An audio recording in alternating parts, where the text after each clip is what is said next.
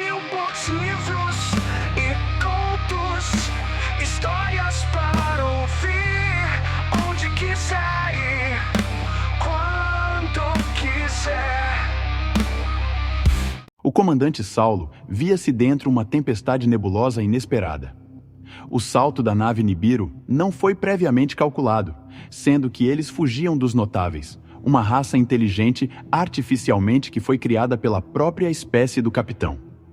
Eles não conseguiram nos seguir, comandante, mas a temperatura da nebulosa está muito alta. Teremos que dar outro salto. Quanto tempo temos? Perguntou o capitão. Não temos tempo. O primeiro oficial respondeu com preocupação no olhar. O comandante hesitou por menos de 2 segundos, dizendo: então salte, mas não para muito longe. Não podemos comprometer o propulsor quântico. O oficial apenas meneou a cabeça e saiu, seguindo para o painel de controle da nave. O comandante ficou ali, observando enquanto as gases do universo, queimando a temperaturas ultimíssimas, formavam paisagens tão belas e coloridas. Logo veio o enjoo e ele soube que tinha saltado. O salto era algo rápido, desfragmentando toda a matéria da nave, passando em seguida por um buraco de minhoca e chegando em outro local do universo. Tudo isso fazia todos no lugar se sentirem horríveis. Eles não estavam sós. Tinham mais de 2.000 pessoas naquela nave, dentre eles soldados, pilotos, engenheiros e alguns civis. Mas atrás da nave do comandante seguiam mais algumas dezenas de outras naves. Nelas estavam a bordo médicos, advogados, cientistas em diversas áreas, como físicos, químicos e biólogos. Enfermeiros e técnicos em muitas áreas também foram escalados para essa viagem de fuga, dentre várias outras profissões não menos importantes. Logo, o comandante fora recebido novamente pelo primeiro oficial que veio chamá-lo apressado. Ambos seguiram pelo corredor oval, até chegarem ao centro de comando da nave. A sala de controle não estava absolutamente calma. Os homens se movimentavam, mostrando dados um para o outro, enquanto seguravam espécies de tablets. O comandante era experiente o suficiente para saber que algo não estava normal. Ele se aproximou do painel de controle, onde um dos pilotos configurava a programação para o próximo salto. "O que está acontecendo?" perguntou o comandante Saulo, debruçado sobre o encosto do homem. O homem olhou para trás, arregalou os olhos e tentou se levantar, enquanto batia continência e dizia: "Comandante." Mas esse apenas colocou a mão em seu ombro educadamente, fazendo-o voltar ao seu lugar, e perguntou em seguida: "O que é esse alvoroço todo?" "Preciso que veja com os seus próprios olhos, senhor comandante", disse o piloto, dessa vez sim, saindo de sua cadeira, dando espaço para o comandante sentar e analisar os dados do painel. Saulo analisava todos aqueles códigos, extremamente concentrado. Naquele momento, não parecia existir ninguém naquela sala, ou mesmo no universo. Ele estava sozinho, meio ao breu, apenas com aquela tela na sua frente, vendo os códigos passarem rapidamente. Quando ele disse: "Não acredito", e olhou para trás, encarando o piloto e depois ao oficial. "Nós conseguimos." Primeiro ele falou baixo. Depois, gritou muito alto a mesma frase, fazendo com que todos olhassem para ele e começassem a vibrar de louvores. Eles tinham conseguido achar seu destino, sem querer, mas ainda assim, conseguiram.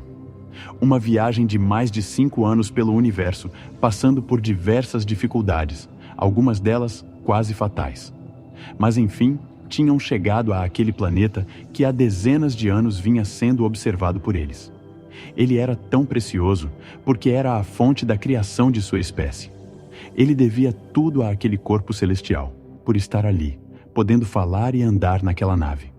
Mas o comandante também sabia de outra coisa, e tinha o conhecimento de que toda aquela frota que estava com ele pensava como ele.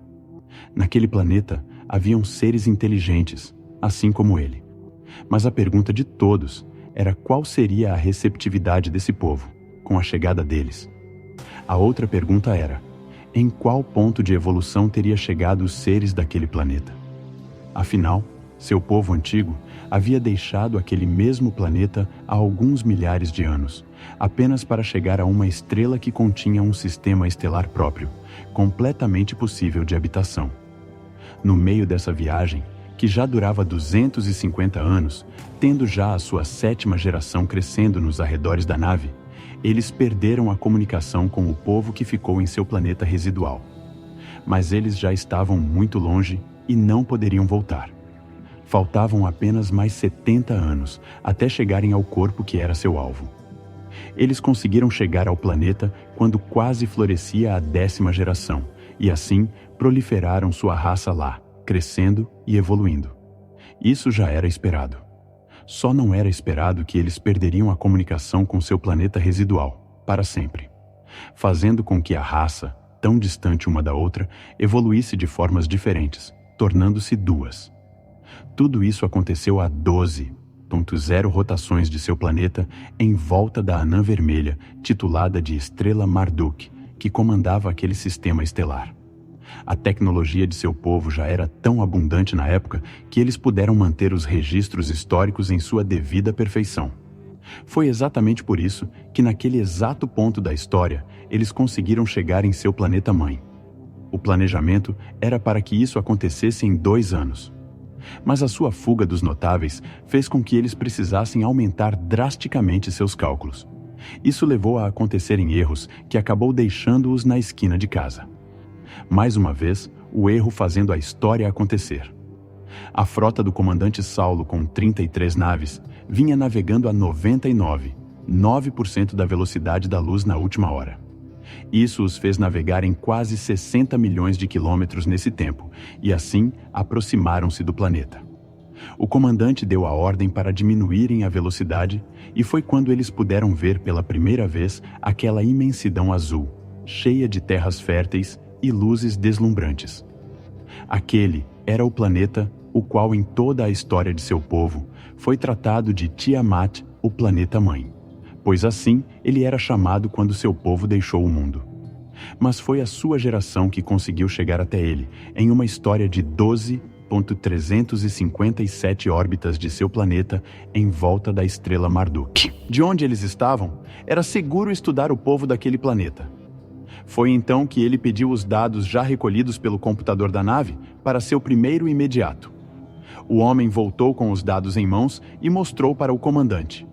Ele começou a analisar o que mais tinha de conteúdo naquelas informações, que eram vídeos, de tudo quanto é tipo. Eram de pessoas, assim como ele.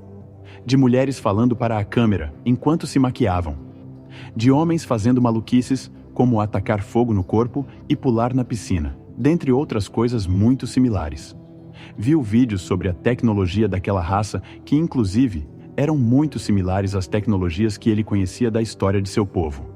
A alimentação de 12.000 órbitas atrás era praticamente igual às que ele via naquele vídeo. Isso demonstrava que o povo de Tiamat não tinha evoluído tanto quanto seu próprio povo. Isso era estranho, pois, de acordo com a história que conhecia, quando seu povo deixou Tiamat, já obtinham uma tecnologia tão absurda que lhes permitiu cruzar a galáxia em um pouco mais de 300 anos. Mas não era isso que ele via naquele vídeo. De certa forma, era uma tecnologia diferente para ele, mas ainda assim era uma tecnologia muito antiquada. O comandante não esperava por isso. Por outro lado, os estudos demonstravam que o povo de Tiamat estaria muito à frente deles em tecnologia. Mas o que tinha dado errado, pensou ele. Foi então que ele teve uma brilhante ideia. Ele era líder de toda aquela frota, sendo então a pessoa mais poderosa de todos eles e também de Tiamat, que agora se tornara um planeta fraco aos seus olhos. O medo de como seriam recebidos, de repente se tornou vontade. Vontade de descer e construir uma nova civilização à sua maneira. Fim. Observações finais. Tiamat, como era chamada o planeta Terra pelo povo sumério na Mesopotâmia. Marduk, deus babilônico.